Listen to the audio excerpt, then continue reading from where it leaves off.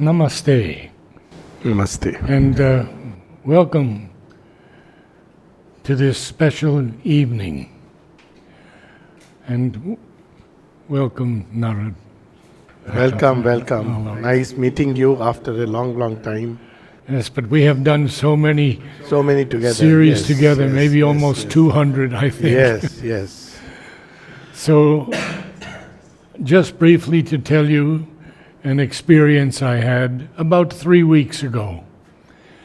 I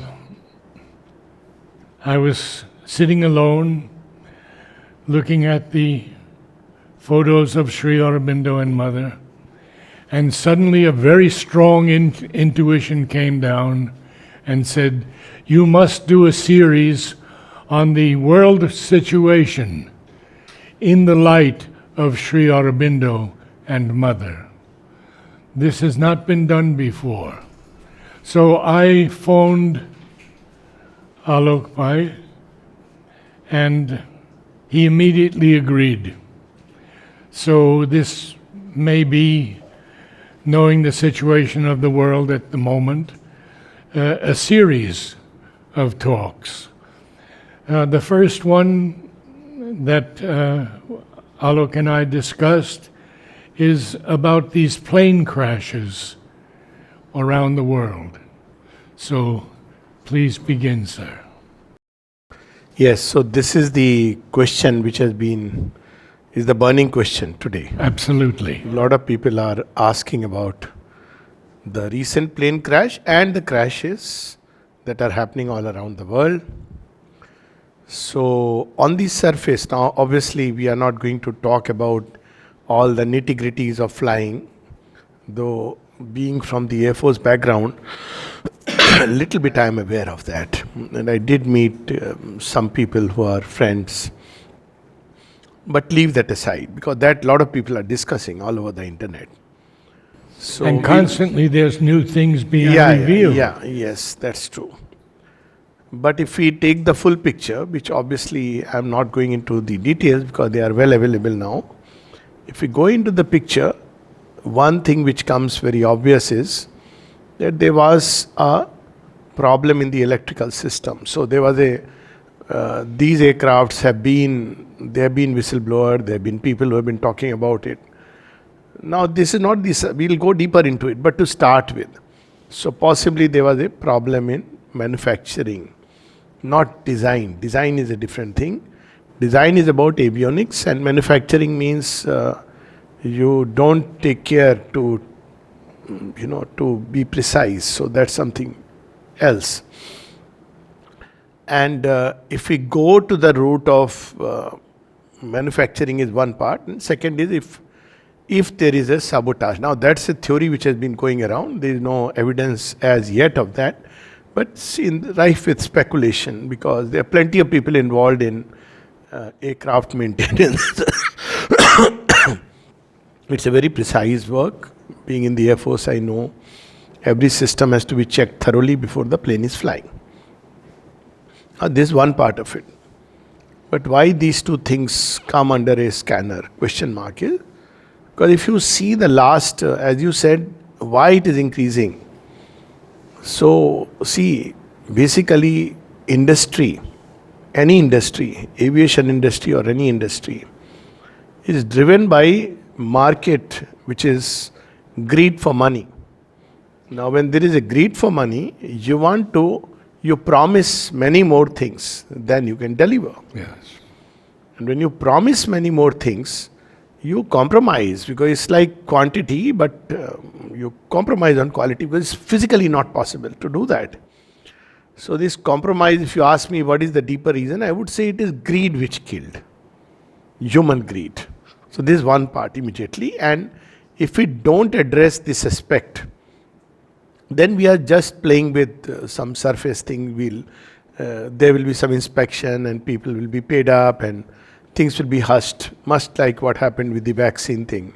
So something very similar, and eventually people will go around, they forget and go about.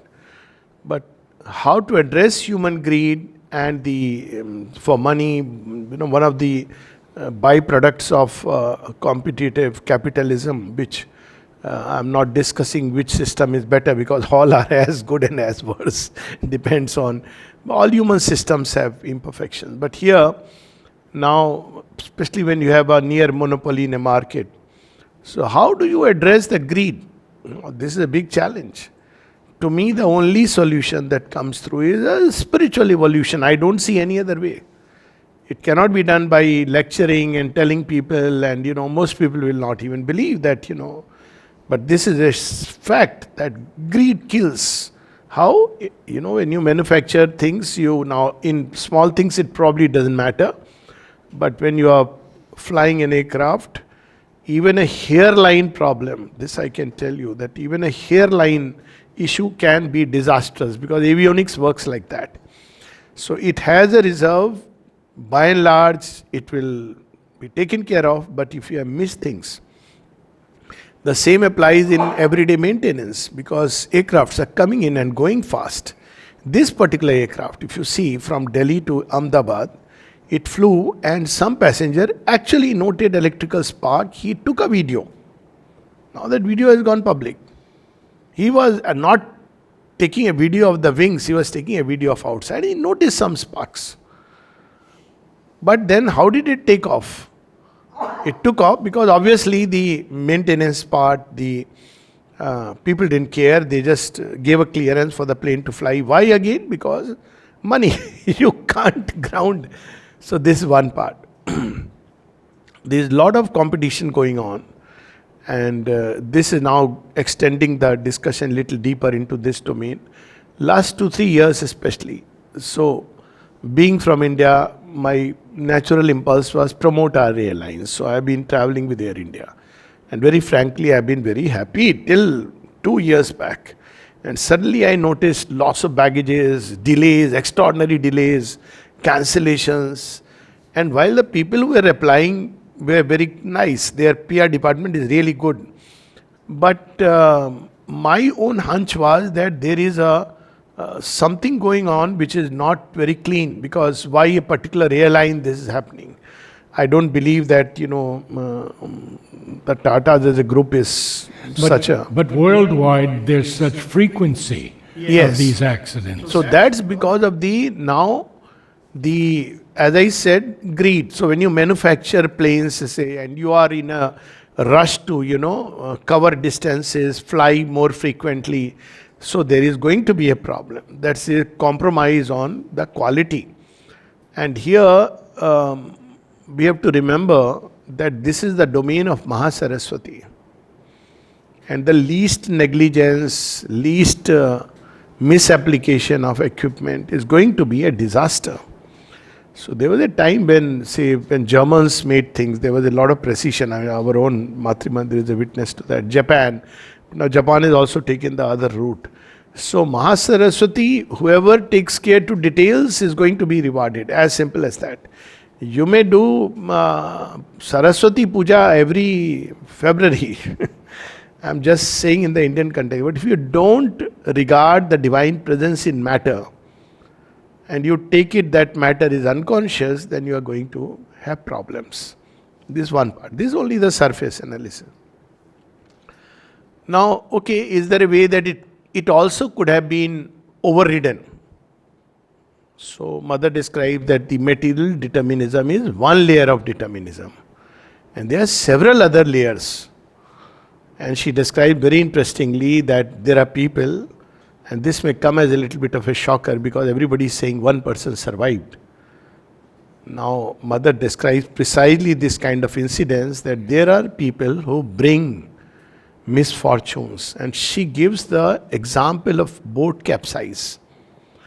And she talks about a couple who used to say that, well, it has happened, boats have been capsized and we survived. And the mother laughed and said, probably they were the ones who were bringing the misfortune. So this idea, I'm not by any means saying that somebody brought misfortune, but we must understand that there is, and they survive. That's the strange part. So there are people who do attract certain forces. So things are this much and they suddenly exaggerate because they call in a cloud.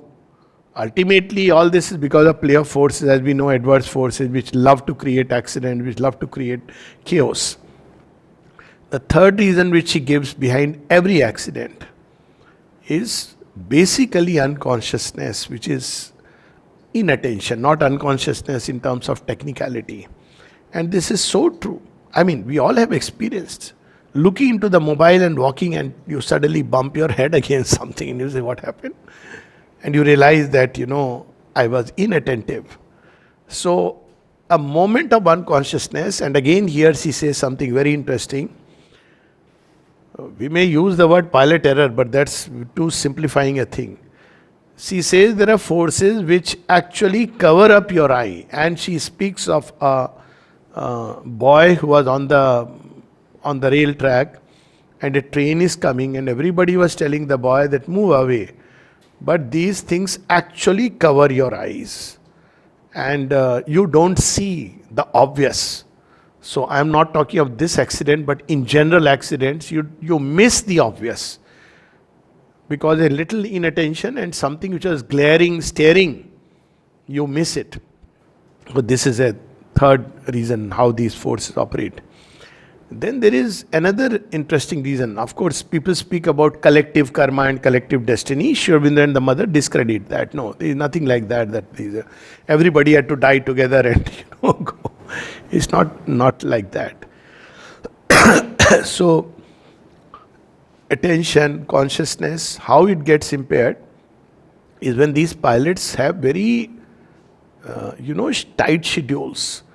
Some of them don't take enough sleep. I know of, actually in our Air Force, we had very strict regulations that in the morning if the pilot had taken a drink or was unwell, they would come to us and we would make them unfit. Now, of course, there were people who would just not want to fly and say, Doc, can you just give me rest? That's different. But it is supposed to be a very strict. You don't just go and fly an aircraft just like that. I don't see that happening. They are supposed to be checked even for alcohol. But there are others who have a sense of impending disaster. So this is the next level. That's about possibilities of averting it. Now there are people who get indications. Here now, nobody has really survived to tell us a story. But I'll tell you a few stories, very interesting. Here also, very interesting, that on the day of the crash, one of the cartoons which was published in the one of the magazines, I think Midday is a Bombay that they distribute.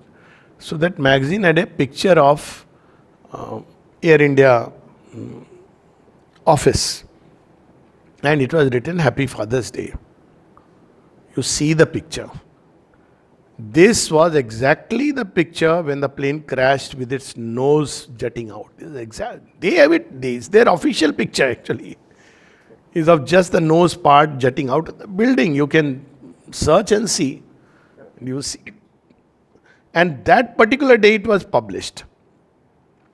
So it reminded me of one of the stories of the mother where she says that there was a person who in France, and he was going to go out and take a lift. Then he saw a cartoon, and in the cartoon he saw that there is a man who is pointing someone that come.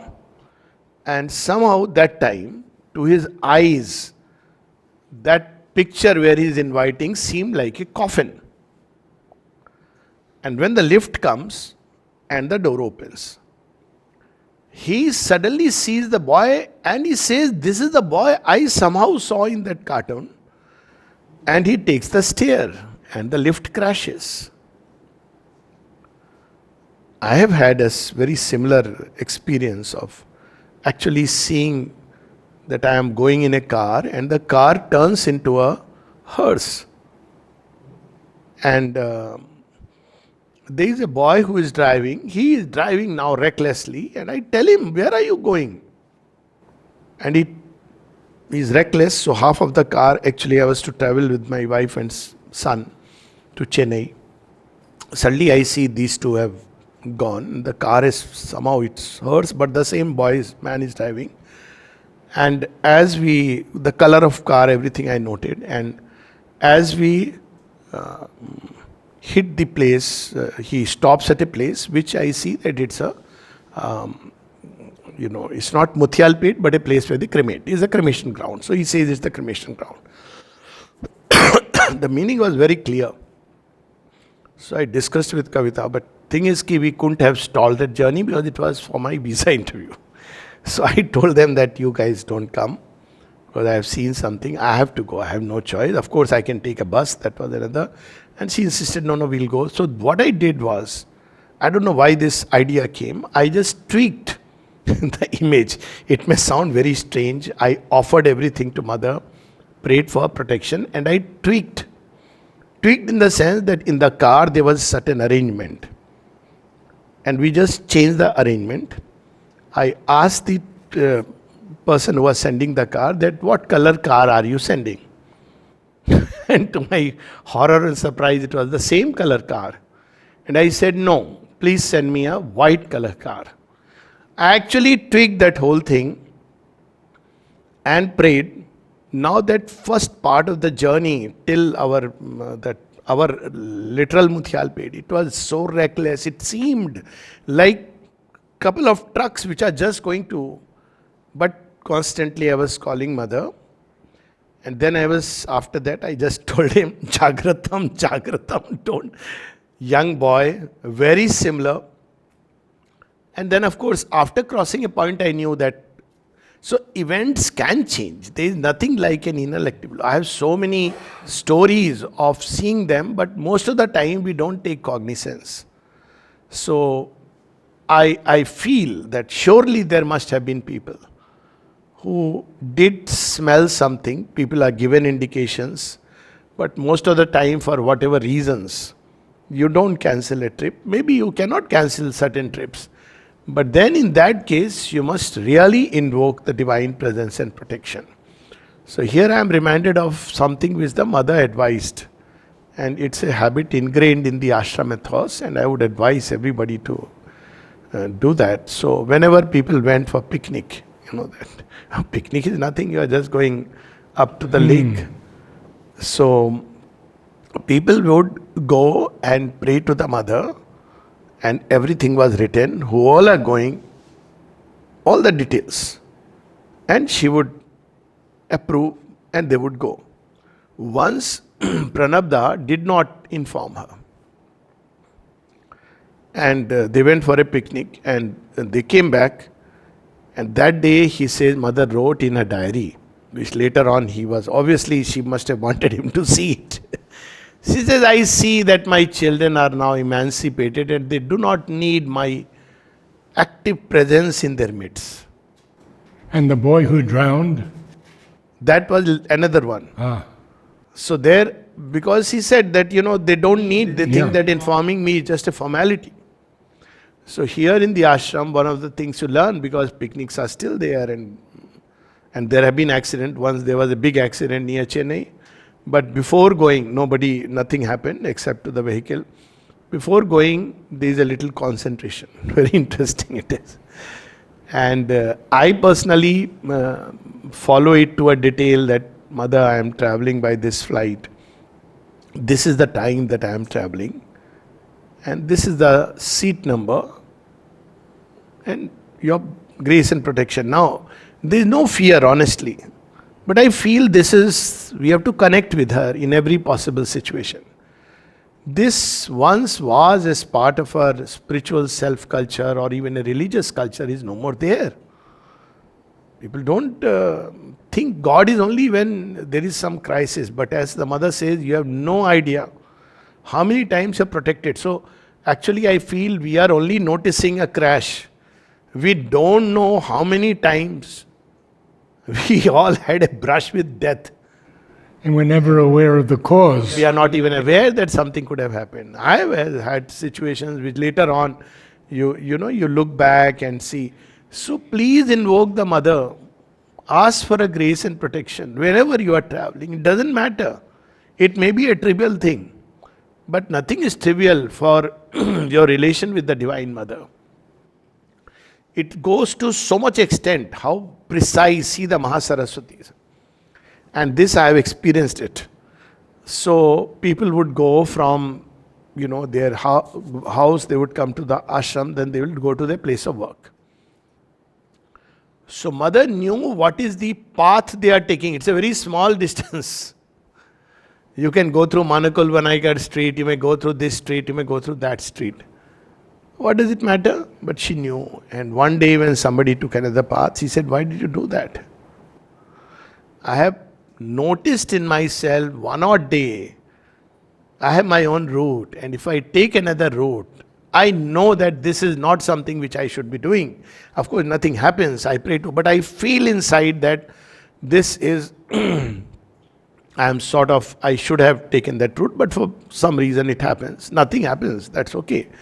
But to that extent of precision, that's how Mahasaraswati works.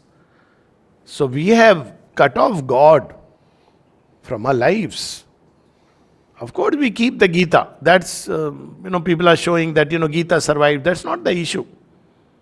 That doesn't speak, the Gita reader should have survived, honestly, So people keep those things, but they don't connect with the divine presence, which alone can override everything. So I would suppose that pilots we can't, but all of us who are traveling. So there she comes to the other side of the story. She says, I have seen if there is one person in the group who is conscious, it can avoid an imminent catastrophe. And this is the example of this, this captain. Captain means our ashram playground, that group activities, we have captains. So a big crane had fallen. It could have killed so many workers and nothing happened. Everybody saved by an inch there. So this thing was reported to the mother. She said, yes, because the captain was in the right attitude. Remember when the great earthquake killed 70,000 people? Yes. And this child said to mother, couldn't you save some of them?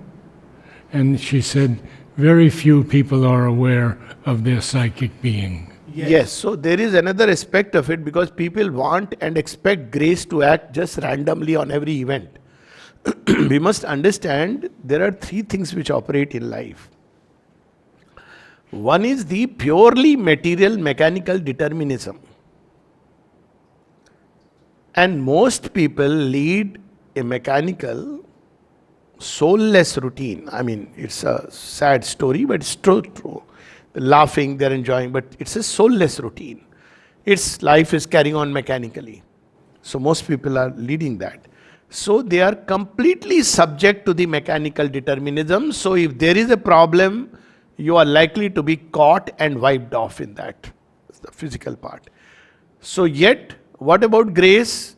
Grace is still working. So what does grace do? Grace always looks beyond the life of a single body. It has its own way of handling those who are left behind. And right now I don't have the poem, but if somebody, when tsunami had come and many people had died, and of course this area was saved. People actually saw the mother protecting. So people had asked me this question, and I had written an article, and in that I had quoted a poem of Aurobindo. Please read it, very interesting. It is The Lost Boat. So, replace the boat with an aircraft. That we see the immediate death, we see people drowning, we see the boat capsizing. What we do not see is what is waiting for them in the future. Sometimes in a life you have paid a heavy price, and all this is taken into account. There are so many instances of someone here whom the mother says that, mother had a very special affection towards her, and she was quite an uncouth lady. And people asked her, why so much affection you have towards her? And she says something very interesting. She says, she has suffered a lot in her previous life. So, as particularly people who believe in all the Sanatan Dharma and all this, Now, this should not be used as an excuse for neglecting matter. That part is very clear. But we should look beyond the life of a body. And so when people use certain words like cruel destiny, why did the mother do something so cruel? We must understand that divine rarely acts directly on material existence because matter is not yet ready for the direct action. It will be pulverized. That's how she says, if I put my force, it will evaporate. Aurobindo says that even he never used the supramental force, even though he had it even in the World War. He was using the overmind force, and he was asked why? Because supramental force is absolute, there is nothing. He said, because nobody will be ready to bear it. So you must understand that there is the divine action in the world, but it is through layers of determinism, which are fields of ignorance. So in a spiritual parlance, we use terms like vidya and avidya. So vidya is the oneness, the knowledge which stands behind, and avidya is the field of ignorance where all this happens. And this is allowed because, unfortunately, Mother uses this sentence, unfortunately, man wakes up only to the lesson of a catastrophe. And it's very true, isn't it? Yes. In fact, I wish it was true. See, even that does not. I have seen so many instances being a doctor. I have seen people getting devastated. I have seen so many things. And I have wondered because I have noticed their life and I have wondered how quickly we forget it. How quickly we just go about our life, just the normal routine. As if we are invulnerable. That story of Yudhishthir, Kim Ashcharyam. So, every day we see people dying, but we believe that we are. At least some effort to discover, is there something known as the principle of immortality? Even so many people I have spoken to. It's okay, now they will weep for one day, except those who have suffered the loss, they, of course, for some time, and one should pray for peace. That's one part of it. And surely the divine will take care in his own way. Those who have gone, they will go ahead, they will go with their journey, and surely they have paid a price, they will get what they have to. But this forgetting the lesson. One day I was reading in one of the diaries where Sri Aurobindo says that those who have turned towards the integral yoga, even if they should turn away, they are protected. Oh yes, Mother says so many words, even they who have turned hostile and gone away. But here only thing I would, because it's for all the audience, who has turned to integral yoga is a big question. Because recently someone told me, somebody who is a devotee and a follower, I said, see, this is a label that we put too easily, devotee and follower. Aurobindo writes in one of his letters, someone says, he is your follower, but then he writes his doubts, this, that, he wants to. Aurobindo says, if that be the case, then whose follower is he? Follower means you want to follow. You may not be able to follow the footsteps of the divine, but at least you try a little to follow. So we should be careful, because many people can claim that they are practicing or not practicing, but they are into integral yoga. It appeals to them as a philosophy. It appeals to them because they have admiration for Sri Aurobindo. Also because they are dishing here and there everywhere, which Mother has strongly talked about, because there are mixed influences which bring in very contrary forces. She went here in Pondicherry to the room of one of the sadhaks who called her, Mother, please come. And he has turned a devotee, apparently. And when she goes to her room, she sees he had called her to meet his Guruji. And he saw that he is an asuric being. And he tried to tell her, don't talk about it. She says, what shall I do? People are. At one place, I'm forgetting the name of a person, there was a photograph in the house of some other, like people put, no, saints, sages, husband, wife, God knows, I don't understand why they have such an attachment, but anyways, I am nobody to judge. But people put all kinds of photographs. And there is a disciple who was running high fever, and mother is sending her force, and something is amiss, so she goes there. The moment she sees this photograph, she says, remove it. It's cancelling, not cancel, but contradicting. You are strongly under the influence of such. So, see, if we say that we are devotee, we should be devoted. If we say we are a follower, we must try to really be sincere and faithful. So, fact is, and this is known since ages. I think Bible says so, Krishna says so, that they who have faith will be saved. This is the eternal teaching. But faith is very different from, say, living in the ashram or, simply getting the label or prosperity chit holder. These questions were asked to Sri Aurobindo. There have been incidents which happened even during that time. Of course, there are some real disastrous events in individuals' life which cannot be understood in this way. They have to be understood in a very different context.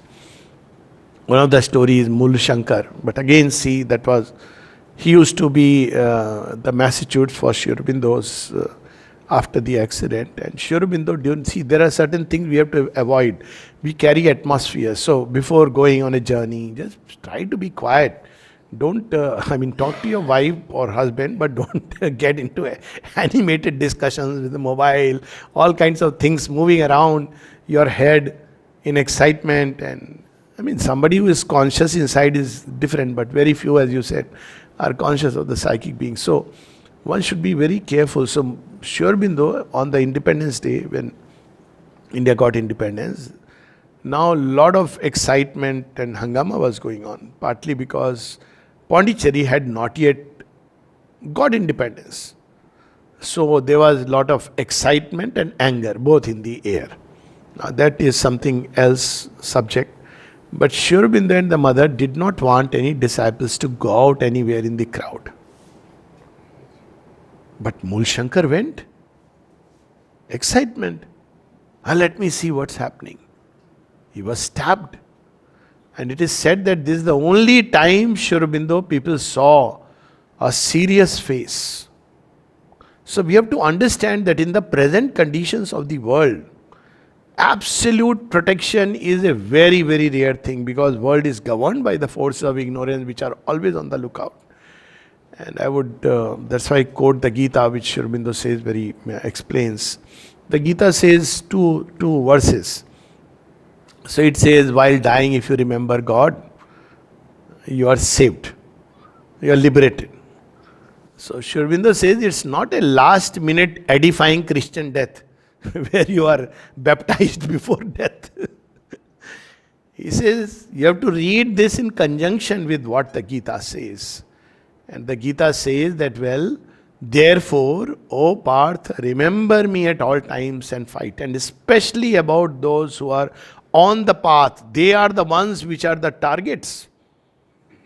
So even more. So this remember and offer to be ingrained in our life, inbuilt in our system. Not with fear of death, but it's if we are really devotees, that should be the way of life. So these are many factors which operate. There are individuals who survive all kinds of things, held by the grace. I myself experienced quite a number of times. And there are those whom, they may be devotees. Even in this crash, somebody published a picture and said something at so-and-so center. People asked me, I said, that's in the present conditions of the world, we must know when supermind is fully active, then you will have no possibility of accidents, immunity against accident. But Sri Aurobindo said it's one of the last things. I was told that even Mahesh and his wife, who were working on the translation into Gujarati, were killed. So you have to be very careful, because right now the world, especially when the world is in a state of total turmoil, as is happening now. So the forces that are flying around are all kinds. I am never for fear and yoga don't go together. One should be fearless and courageous. But at the same time, one should not be foolish. I mean, the line is sometimes very thin. Invoke the mother's presence and go about life in wherever one is, and remember her. It's one of those things that people do. I have seen very strange examples. I'm giving one. One of the Swamijis actually is turned to Sri Aurobindo and the mother. But he has his own following. Plenty of people follow him. So he told me, I am going to fly and I get very nervous. I get motion sickness and this sickness, that sickness. You tell me, I can't go to anybody and tell them that I have a problem. I said, very simple, take mother's name. He said, but I get very nervous. I said, okay, you do one thing. He said, okay, shall I read something from Savitri? I said, yes. So I told him the story of someone. Someone is our society chairman, Pradeep Bhai. He told me a story that how when he was feeling suddenly his air sickness, he just had Savitri and he put it to his head and he was fine, nothing happened. So I told him, see, this remedy has worked. Well, you can try it because he's not that good in English. So I said, maybe you can try. Just hold Savitri to your heart. As soon as he lands, he gives me a phone call. Alok Bhai, Alok ji, what a wonderful remedy. First time in my life I never felt anything. Just hold, so much they have given. Limitless. How it will create a zone, atmosphere. She says, and she tells this in the context of illness. She said that, well, one of the cause of illness is ill will. There are always people of ill will around. Even by the way, in industries, there may be people with a lot of ill will against a particular group. It says that, about ill will. So he says, if you are very individualized, one of the advantage of being individualized is that it is a kind of safety, because people who are individualized, who are not affected by society and other opinions and viewpoint, they have their own, they create a kind of shield. But not very few are like that. Most people are moved by public opinion, Insta, reactions, and God knows what. So you are subject. If you are moved by public opinion and social opinions, you are a slave to the forces that drive it. Simple as that. But then she says that, well, I am not suggesting that you don't go out. That's not the solution. That I will not go out because obviously ill will and all forces are everywhere. She says, on the contrary, create your own atmosphere. So even while flying or anywhere, create an atmosphere. Mother goes on to say, I have seen the difference in the atmosphere of those who have a mantra and those who don't have a mantra. These are her words. She has spoken of, somebody used to do japa of Durga. She is the power of protection, and mother didn't know, but after the Bengali couple came and went away, she says, do they worship Durga? Said, yes, mother. They worship Durga. She said, oh, no wonder. All the time while they were here, Durga was here. These are things which was ingrained in the stuff of our life. We have lost that in the so-called extreme mechanical. I'm sorry to say, but this is what I felt in the US last year, and I communicated that. I said, with AI and all this, I suddenly felt that the extreme mechanical world which is operating, where the human heart is as if it has no place. This was just an impression. Then nothing happened. Everything was nice. All the people where I go, they are very, very loving, kind, and they take care so well. But at the airport, I felt it. So I wrote something like a prayer, and it continued few days, that prayer, that, I felt that the whole world has been as if a kind of network has taken care. And I'm not paranoid, or I don't have that, pessimistic attitude where you see darkness everywhere. I'm in fact a compulsory optimist. So, but I felt it, and I wrote about it. That heart is missing. Where is the heart? I don't feel the vibration energy of love, which is what I am looking for anywhere and everywhere. If I don't find that in a group or a community or in a place, I feel something very crucial is missing.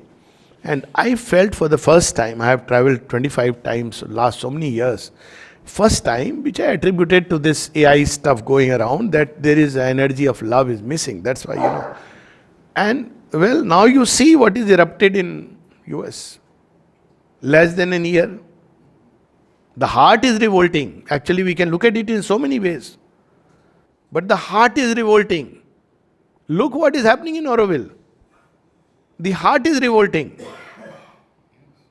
You can't iron out things by a kind of mechanical pressure or a logical, analytical thing. You have to take into consideration the human heart and how the mother and Aurobindo would deal.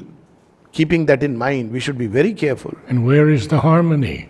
It won't be. Heart will create harmony. No amount of intellectual analysis and debate discussion can create harmony.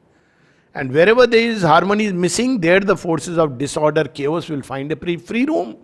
They have a free pass.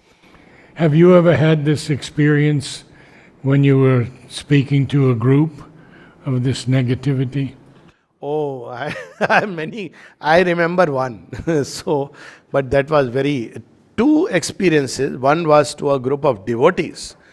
But devotees means there was a man who was extremely egoistic, who was all about himself and his birthday celebration, God knows, which I'm personally so against this eulogizing. Honestly, I feel.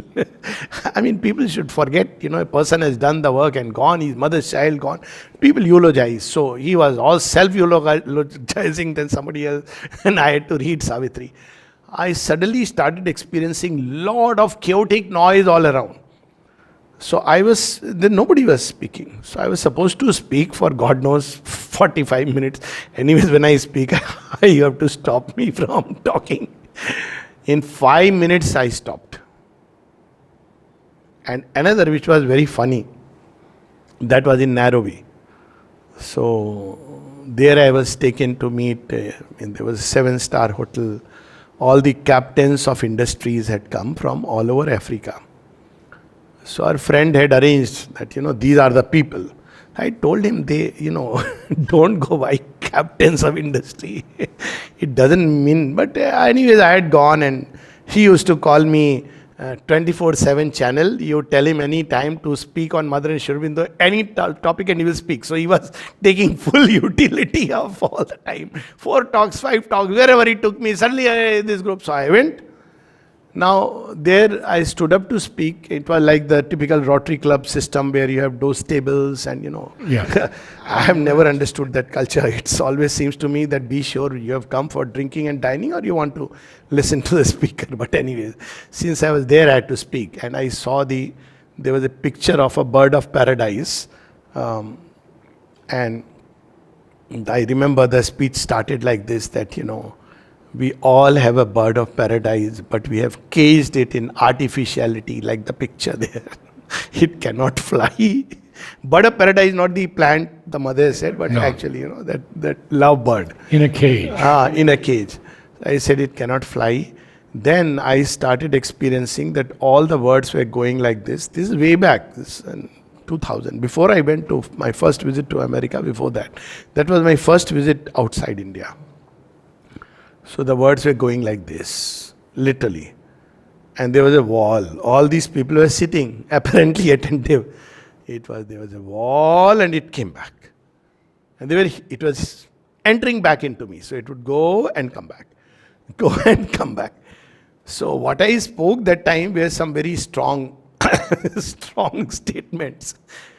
So after 15 minutes, I said, yes, that's all. And everybody usual clap and thank you so much. So my friend who had sponsored my trip, and he said, what happened to you? I said, you're taking me to, throw that time, I quoted something from Ayn Rand. I shouldn't have, but because she's no more any favorite of mine at one point of time, her books appeal to a very young generation. So I said, you can't throw pearls before swines. I said, they are pearls. You cannot. That's why I'm not too keen on all these symposiums and honestly seminars, because all kinds of forces, but still okay. But there are people who are totally not willing. You have put them because you are a multimillionaire or billionaire, God knows whatever it means. Because ultimately it's what you spend that makes you rich and what you give. As the mother says, it's what you give that makes you rich. It's not what you have. And this is practical wisdom, because what you have, if you have not used it, one day you will die and leave it, and your children are definitely going to be spoilt by it, like the another airline.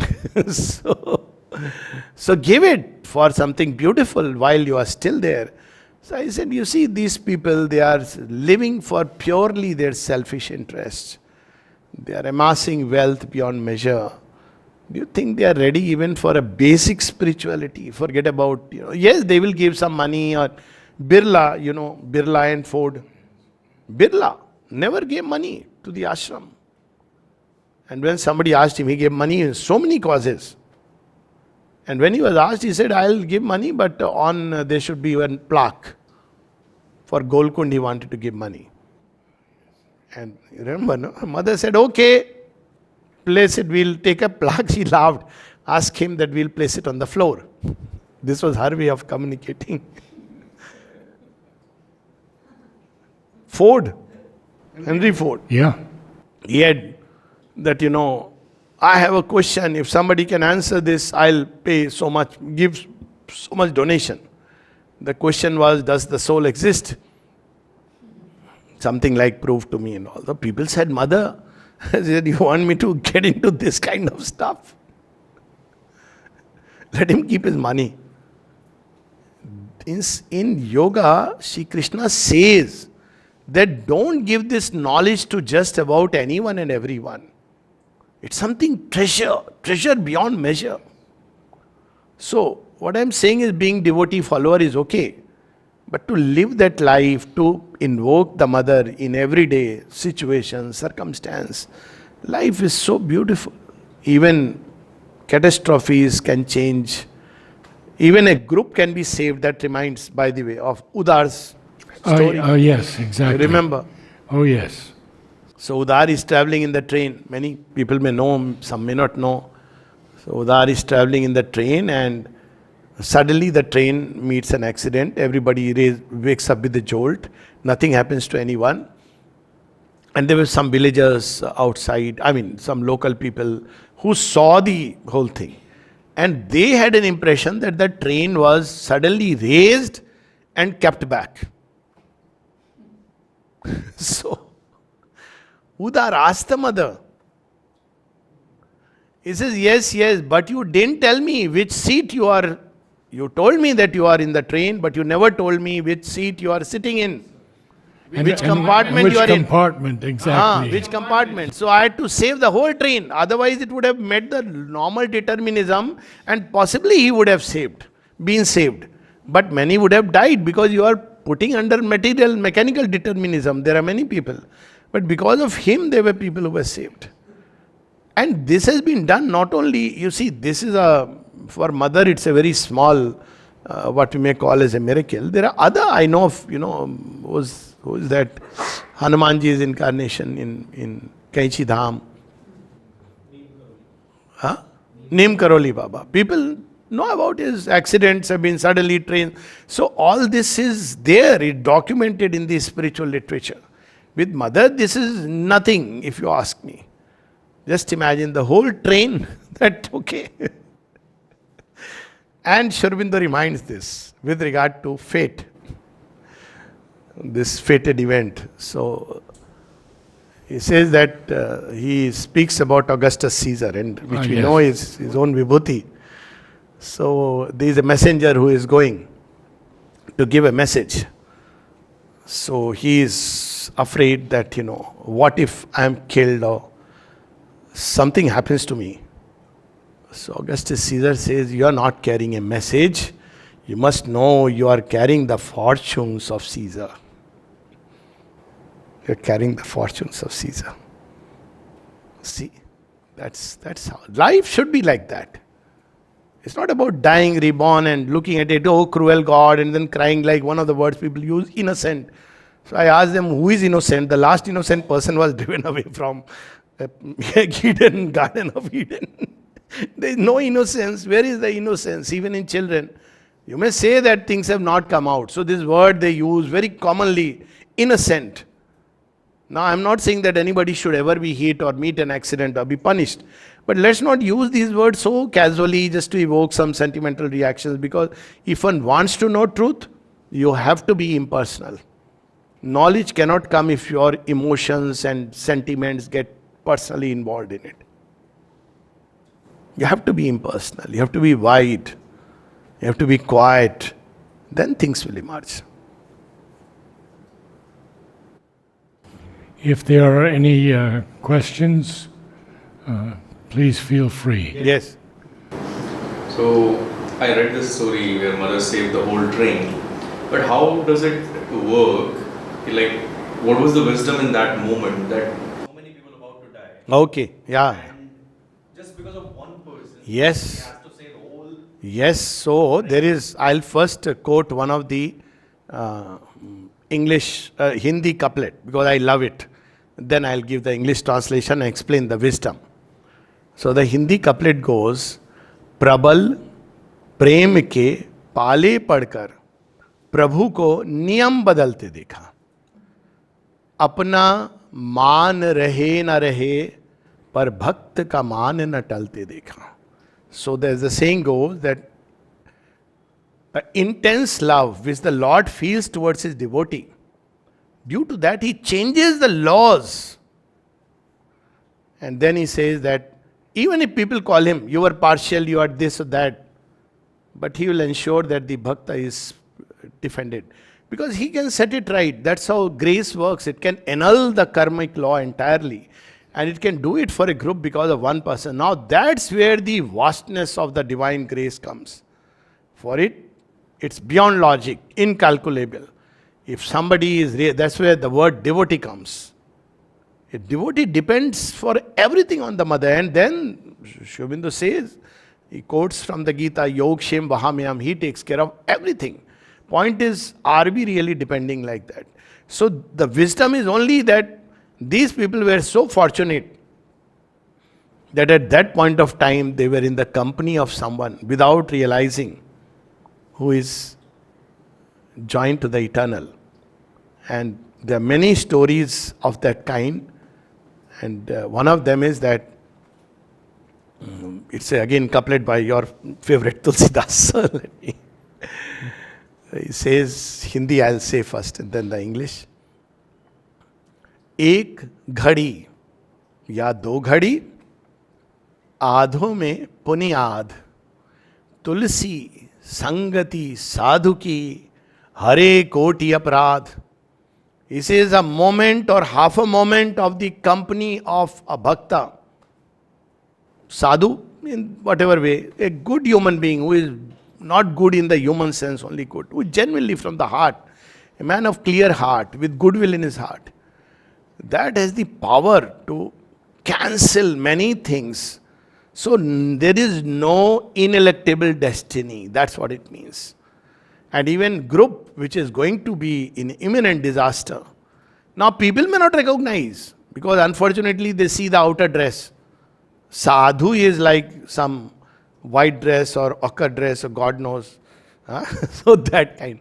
But if you are in the company of a genuine person who is truly inwardly connected to the mother, this very company is enough to take away much of the sting or the karmic consequences, the sting of death, because it cannot come near. See, that's the beauty of the story even of Savitri and Satyavan.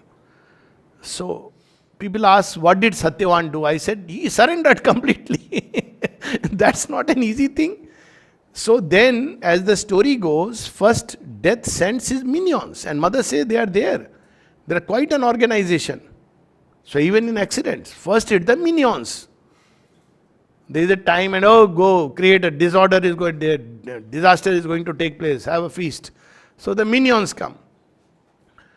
The moment they see Savitri is sitting by the side of Satyavan, says, it is impossible, we cannot go near the man, forget about, killing him. So they come back. So finally death has to come himself. Because the presence of the atmosphere that radiates around those who love the Lord, and more importantly, whom the Lord loves. Everybody claims that I love Lord. Why he loves, whom he loves, that of course at a one level all he loves, all he moves, all are his, all are he. But there is a special grace which the mother says, there is a general grace, but there is a special grace which accompanies those who have given themselves to the Lord. And the company of such a person, even few moments, can have a very great effect. Now, why some people are there? She says that there are some people who have a knack of being at the right place at the right time. So when the divine wants to give them something, they are present. Equally, she says there are people who somehow are missing just when the moment comes.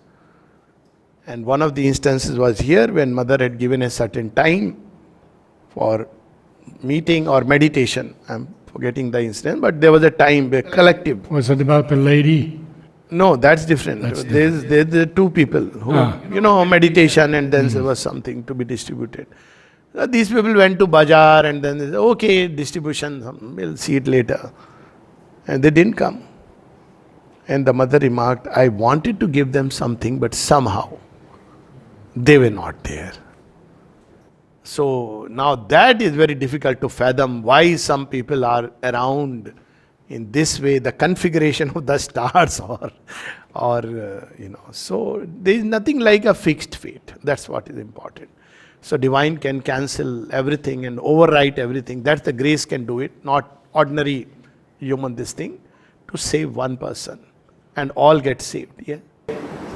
So you started the talk with desire, collective desire, and I feel very personally responsible because if I fuel my desires, it's, for example, I look for the lowest price while flying, try to push the marketing and to it all it flows into that final decision.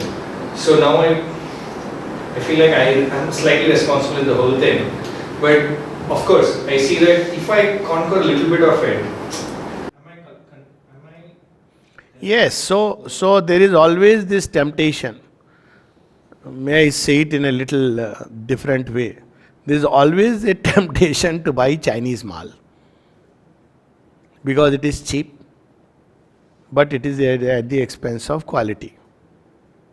So I have made it a point. The moment I see Chinese mal, I don't buy. Not because anything against China, but now airline tickets is a different issue. There is a huge money involved, and you should not. One should have certain amount of frugality, and that's a different thing. It's a different area altogether. Now that way, if you start calculating, there is no end to it. But yes, cheap should not be the only consideration. There is no doubt about it. So because the moment you go for that, you are setting lower standards. And you know what mother spoke about Aurobindo's books. So somebody wanted that they should be much cheaper available. It should be available at a much cheaper price. You will see many places. In Kumbh Mela, 10 rupees, 20 rupees, and people ask, why are Aurobindo's books so costly? So this question was raised. He says, no, you cannot bring the price down below a certain level for Aurobindo's books. So there is something which goes with, if you want a class, one has to pay for it. So I am not saying that in airline we should deliberately look for a higher, because that obviously doesn't work like that. But definitely quality is important. As I said in my own instance, so I would love to travel with Air India, but the moment I saw the quality going down, I changed the carrier very sadly, because that's something which I don't want, though they were giving a cheaper option. Even this time, they were giving a cheaper option. Sometimes a more comfortable option. But because I realized that this is to encourage unprofessionalism and lethargy and casual, careless attitude. So yes, in everyday life, it is not something which should be encouraged. I quite agree. But one should not take it very conscientiously that, I'm not just talking about the airline price. In general, yes. I feel like if we reduce our desires or calm them down ourselves, it collectively helps. desire, if you bring them down, you'll feel a free person. In fact, most of the time, you'll feel nothing I really need. So honestly, reduction of desire, and if you can get out of it, it's peace and freedom and joy. Very few things one needs, honestly. So that's, of course, and every little victory at whatever level helps. I quite agree with you that, every little victory that you want to buy this and you hold, and it helps.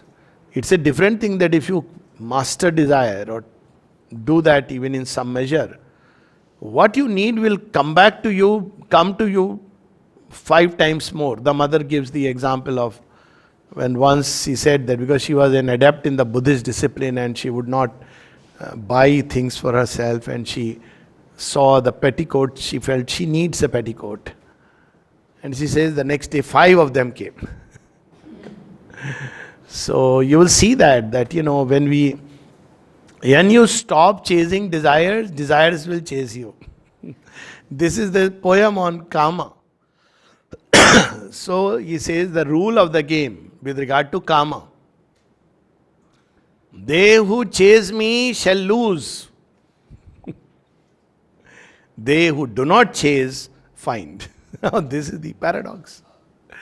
Of course, it should not be done with this idea. If I don't chase, I'll get this. You lose in all likelihood. But rise above gain and loss, and some aspect of it's important to be careful about quality. So I have made certain rules for myself, like halal certificate, I don't buy. Why? Because I say I don't want to encourage religious fundamentalism. That's my logic. It's not just about a nation. I said this is a sign of blatant fundamentalism. I don't want to buy anything which is going to encourage fundamentalism. So now, if people have that, it'll be wonderful. As you said, that we become conscious buyers, to put it in a nutshell, not just unconscious looking only at the fair. It's important, but that's not the only consideration. I would like to end with just a few thoughts on karma, because we have heard, we have read, and some of us have realized that Mother can take all karma away. Yes. And yet many of us still have to go a long way. And Sri Aurobindo says there's only 2 kinds of karma that cannot be erased. And he calls it utkata karma. Okay. And that is suicide and murder. Mother said it would take 7 years. Yes. 7 rebirths. Yes. So 7 rebirths. Yes. So that's the story which is there in, the 3 types of karma. There is the prarabdha karma, sanchit karma, and the utkat karma. So utkat karma is suicide and murder. But Mother says that even this grace can annul. And she has given the example, I think you were mentioning or somebody was mentioning, it's there in the agenda. So there is the story of this Satprem's brother. So he has committed suicide. He doesn't know about Mother, doesn't believe in divine. He is an atheist actually, not even an agnostic, he is an atheist. So when he says, Mother, my brother has committed suicide. So Mother says, okay, so can you describe him? The mother says few things and he says, yes, like that. And finally he describes it. Oh, now I see, I understand. She said, what? She says, he came to me straight away after his death and he is with me. So Satprem says, but he didn't believe in you or believe in God. She says it doesn't matter. Just because of being connected to Satprem, which he doesn't say, he is able to come, find himself. And he has committed suicide. There are other examples, and in the agenda she also says, when she speaks about people who die here, come straight to me, to Sri Aurobindo, and then she is asked, Mother, no, she adds, and regardless of the state of consciousness in which they die. Then she mentions, including suicide. So, in her highest grace, everything can be. But she says it needs an aspiration. Satprem's own life, this suicide thing was following. Satprem and Sujata. She makes very interesting observation. She says 2 lives or 3 lives, they had gone through this. And she describes how they also had a vision of it. She says it's so interesting that Sujata did not carry any scar over her. She did not carry any scar of the suicide. He says, you are carrying. And she did her to annul that karma. And there she gives that sometimes aspiration is enough. Then she says, sometimes even if you don't have the aspiration, just faith is enough that the divine grace can do it. Of course, this is not going to be, we should not expect it to be the norm and everyday life. But the divine grace can completely annul karma. So this is the tradition where they speak about that there are karmas. There is nothing like annulment. It is only mitigation of karma by the cosmic law. So mitigation, you can mitigate, you can do prashchit, all kinds of things. But divine grace can completely annul karma. Well, now you are off to America very soon. Yes. So we'll talk about it after I come back. Okay, good. And we'll schedule our next meeting Yes. after When I you come return. back, after I return. Namaste. Namaste. Namaste. Namaste.